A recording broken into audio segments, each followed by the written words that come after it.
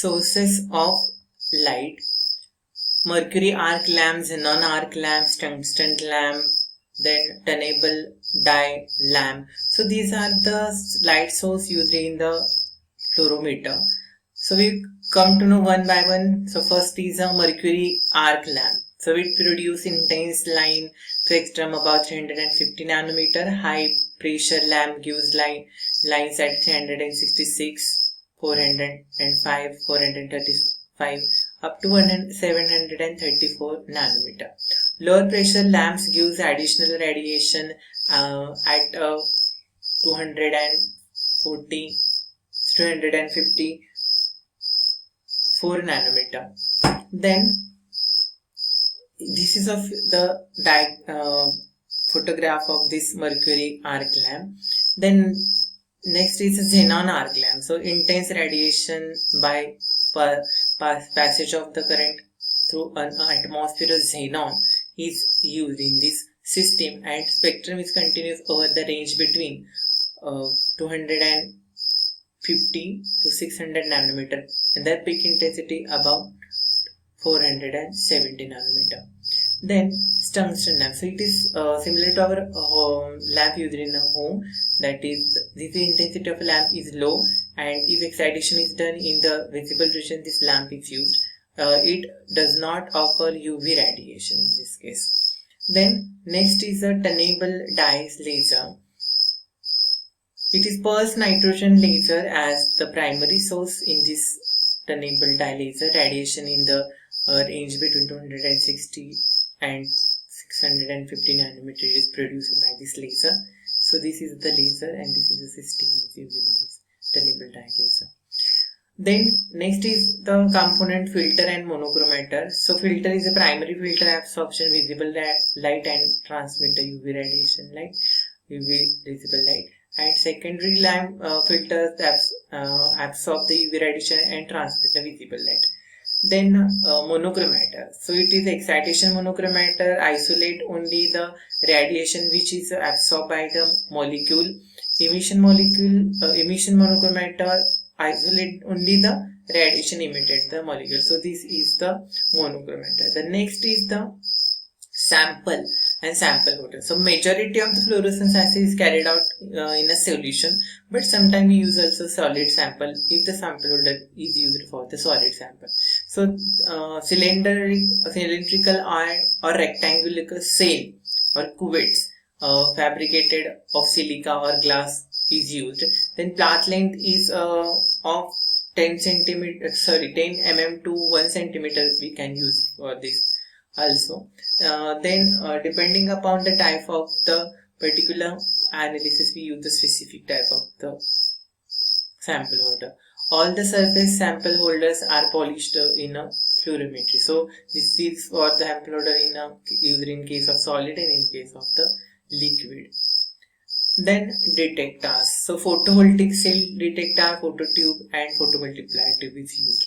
So first is photovoltaic detector. So the this cell is also called as a bilayer cell.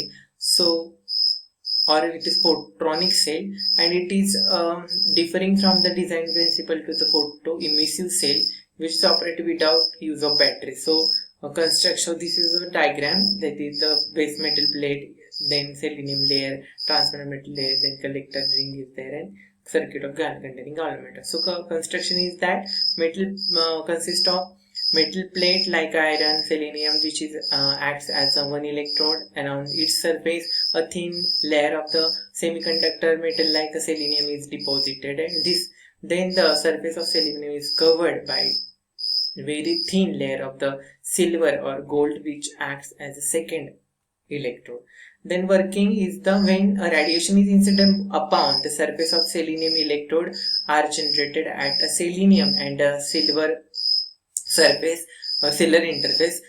These electrons are collected by the silver, and accumulation of the electron on the silver surface create a electronic voltage difference between the silver surface and the basis of the cell.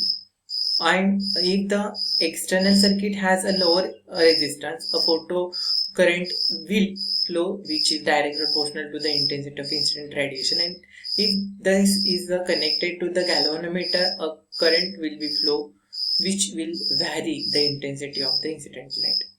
Then photo tube or photoemissive tube. So this is of the photoemissive tube. Photoemissive tube. Yes. So this is schematic diagram of photoemissive cell or tube or circuit with photo tube is having the specific construction we will get idea about in this case. So the choice of the sample cell is based upon the transmission of characteristic at the desired wavelength, the path length, shape and size, and relative expenses. The construction consists of the evacuated glass bulb. Inside the bulb there is a light sensitive cathode in the form of a half cylinder of the metal. The inner surface of the cathode is coated with a light sensitive layer such as a cesium or a potassium oxide and a silver oxide. A metal ring inserted near the current of the center of the bulb acts as an anode. The working is when beam of radiation is incident upon the cathode, photoelectrons are emitted, and this attracted and collected by the anode, and then this is returned via the external circuit. Due to the flow of this electron, there occurs an IR drop crossing the resistance. So then Ri, which is proportional to the current. So this current may be amplified by the electronic means, and it takes a measure of amount of light shrinking the photoemissive surface. So these are the circuits, resistance are used, and that will give the ultimate signals in this case. Then this is the construction anode. Then there is a light source incidence on that cathode. Metal surface amplification takes place with this power supply, and readout system is there. There is a resistance is used. Then photomultiplier. It consists of the electrode covered with a photoemissive material, and this tube also contain a large number of plates known as a dynode. Each dynode is covered metal which emit the several electrons, that is 2 to 5 for each electron shrinking on its surface, and also each dynode is charging at a successively higher potential. So photomultiplication, n number of dinodes we can add and we multiply the current in this case. So even low concentration and low concentration samples show the low intensity. We can increase the intensity in the form of electron and read out the signals in this case. Working when a light radiation is incident upon the cathode surface, electron are ejected, and this accelerates to the sensitive surface of the dynode, where the secondary electrons are emitted in the greater number, and then initially shrinking a place, these electrons in turns are accelerated to the surface of another dynode maintained at a higher potential, where the number of electrons is again increased by the factor 4 to 5. So multiplication takes place.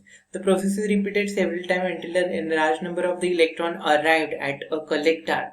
The number of the electron fall on the collector measure the intensity of light incident on the cathode surface.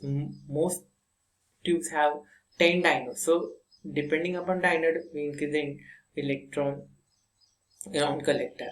So each dynode is maintained 75 to 100 volt more positive than the preceding dynode by the tube over all the amplification factor about 10 raised to 6 can be achieved.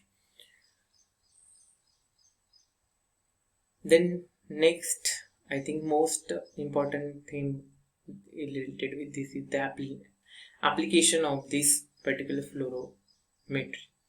So it determines the fluorescent of the drug in a low dosage formulation in the presence of the non-fluorescent excipient, and in carrying out a limit test where the impurities fluorescent or can simply render the fluorescent useful for the studying the binding of the drug to component in complex formulation, widely used in wide analysis for measuring the small amount of the drug and studying the drug protein. So if one of the component is fluorescent, we can detect fluorescent. It may be impurity or it may be our drug also in this case.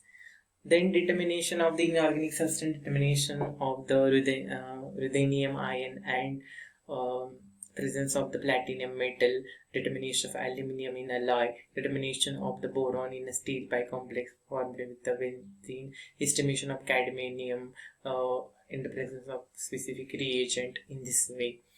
Then field determination, urea sample, then fluorescent indicator mainly used in acid-base titration. That's for example eosin or colorless green, and quinine sulfate, blue, violet, acridine, and so on. Then organic analysis in case of qualitative and quantitative analysis of organic aromatic compound present in cigarette smoke, air pollutant, and automobile exhibits. Then in a liquid chromatographic fluorescence is important method of the determining the compound as the appears at the end of the chromatogram or capillary electrophoresis in column, and determination of vitamin B1 and B2. So lastly, these are the some references I used for this presentation to understand all this concept. So thank you all of you for listening this specific unit chapter 2 fluorimetry. Thank you very much.